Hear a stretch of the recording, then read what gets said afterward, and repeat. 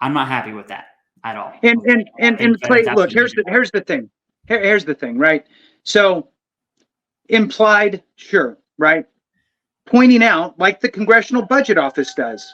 Yeah. Look, you're spending a shit ton of money over here. Just saying, here's some ways that you could curb that and still focus on the most impacted veterans, right? Mm-hmm. So to kind of put it in that light, and again, I don't think that this would ever take traction and go anywhere. But again, you got to be careful, right? It could be a slippery slope. The other aspect, though, is that there were things that were written in there, and I can't remember them off the top of my head, where it's like, well, yeah, that makes sense. Yes, you should do that. Like, yeah, that needs to happen.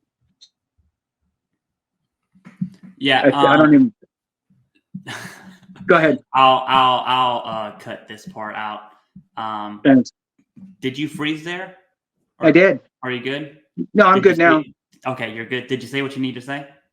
Well, I was just going to say that, the thing that we need to remember here is that there's also good suggestions. I mean, look, nothing's a complete 100%. This whole thing sucks, right?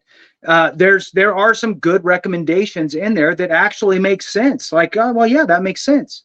So again, I think that it's more of a recommendation of which then the lawmakers would then be able to look at and go, okay, yeah, my and from a self-preservation point, which is all of these elected officials, right? They spend 10% on the job, doing the job, and 90% I need to get reelected.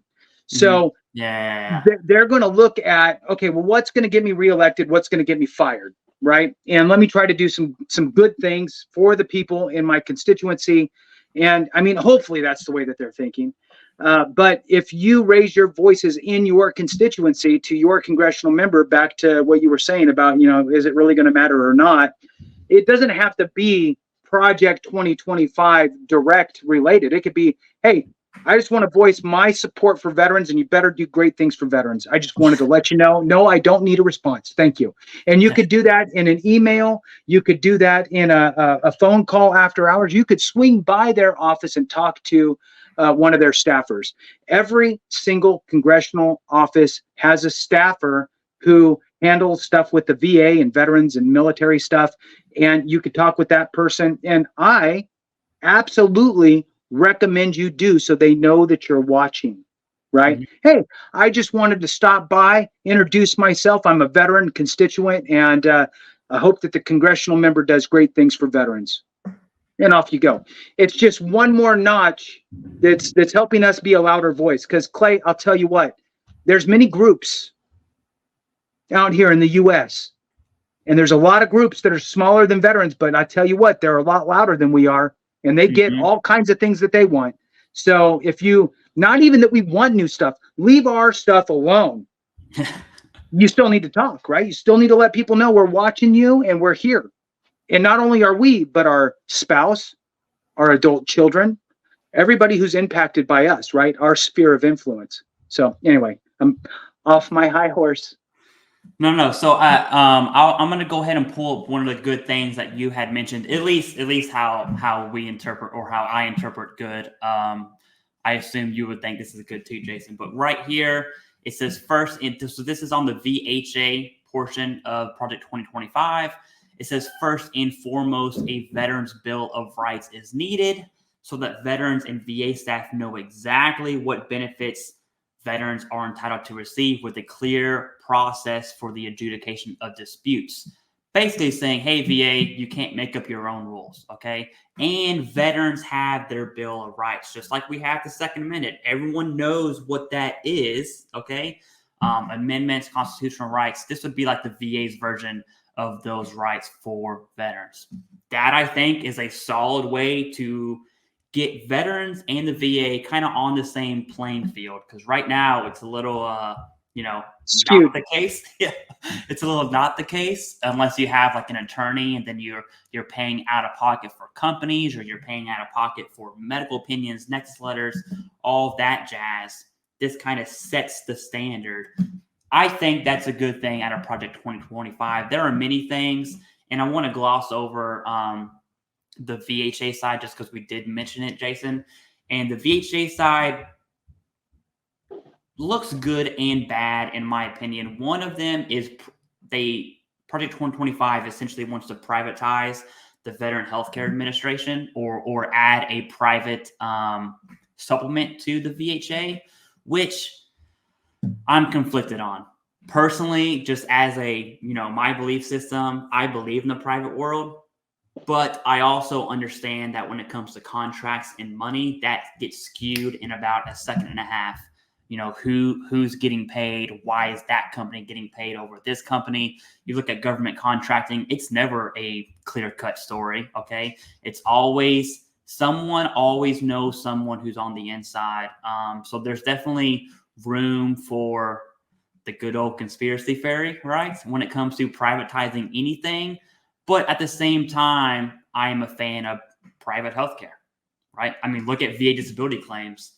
Yes, 1,000%, I would argue private healthcare is better for VA disability claims. Not that you shouldn't go to VH healthcare, but when it comes to evidence, diagnosis, stuff like that, private healthcare is going to be the way to go. So I'm kind of conflicted in that. I want to get your last thoughts on Project 2025, at least for the healthcare side of the house, and then we'll go ahead and transition. Yeah, absolutely. I'm glad you brought that up. So, not too long ago, however many years, 6 years ago or whatever, the Mission Act came out. The Mission Act really put the screws in to the VA for veterans to be able to utilize community care in a very solid fashion, right? Very check this box, check that box, boom, go. And made it a very systematic approach to it. And I feel, here I am with my feelings, I feel, based on comments that I've read, that the VA may be eroding some of the Mission Act's intentions, making it more difficult for veterans to obtain community care. Now, through Project 25, again, it sounds crazy when you talk. It sounds like it's a conspiracy thing and this weird through the recommendations from the Heritage Foundation for 2025, they recommend really revamping the Mission Act and really bringing the VA back to accountability, back to being accountable for allowing veterans to utilize community care. Okay, that's the private healthcare world. They got to get paid somehow, so it's going to be from federal money, right? Contracts, all that good stuff. So then the question then becomes, can we really have our cake and eat it too? Yeah. So you have one side that goes, well, if everybody wants to go get community care, well, then there's no reason for a VA, so they shrink or disappear, right? As far as healthcare is concerned. Or we force veterans to get care at the VA, whether they want it there or not. You get zero choice. You got to go to the VA. And now you have a built-in clientele. Imagine if everybody, if they were mandated to go to your restaurant, right? You'd have a busy restaurant. It doesn't matter how good your food is. It could suck, right? Mm-hmm. So I think the problem here is that there's a substantial, right? It's not a small number. There's a substantial amount throughout the nation, right? It's geographic, I think. I think that some VA systems are better than others as far as the healthcare aspects concerned.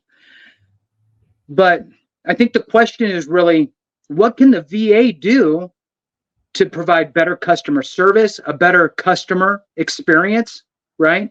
Better wait times, better results, whatever it is, right? Be a business for a minute, like your customers, right? Your patients could go somewhere else. And let's bring that up and make people want to come to you, right? I would say, to double down on what you said, Clay, that when it comes to any sort of assistance with your claim, the VA is not helping you, right? Yeah. And what I mean by that is oh, I need a Nexus letter for that. I'm sorry, nope, not going to do that. Oh, okay. Well, can you help me with this public-facing VA document called a DBQ? Can you fill this out for me? Nope, can't do that.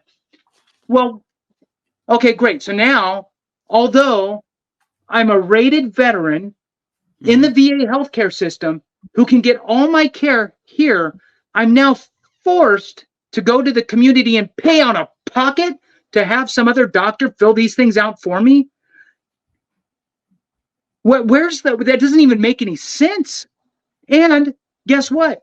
You're going to have two groups, a group of people that can go, you know what, screw it. I can afford it. And now I'm pissed off and I hate the VA, but I'm going to go do it and I'm going to pay for it because I can afford it. Then you have those that are like, hey, I don't have 2 nickels to rub together. We're eating bologna sandwiches every day. I can't afford to go pay $400 to see a doctor to help me figure this out. So now I'm just at the whim of this horrible system, the VA. And that's just not fair to me. Where's the equity, right? Where's the equity everybody screams about, right? There is none, right? Because the person who's shafted is the person who doesn't have the money, who people should be taking care of and making sure they're squared away. So I think that the VA needs to, and anybody who says that veterans need to only go to the VA, I think that the VA needs to take a step back, look in the mirror, and anybody saying that that's what should happen needs to take a look in the mirror and say, we need to treat the VA like a business, and we need to provide outstanding customer service, a veteran experience that's bar none, and we need to raise that level up and provide the services that our veterans are seeking, period. And if you don't do that, well, then guess what? You should have a choice to go somewhere else. Mm-hmm. You, Clay. I'm starting to get weird. I felt that, dude. I am happy and mad at the same time. Yeah. Let's do it. No, that was I couldn't agree more. And that you did a really good job of like explaining how I'm conflicted when it comes to privatizing the VA. But then again, the downsides with it. And it all comes down to this. It's the veteran, right? The veteran needs to be the focal point, not really anything else. It's, hey, VA business, are you providing for the veteran? And in a lot of cases they are, in a lot of cases they're not, right? And we can't just look at either or. We have to look at the whole picture.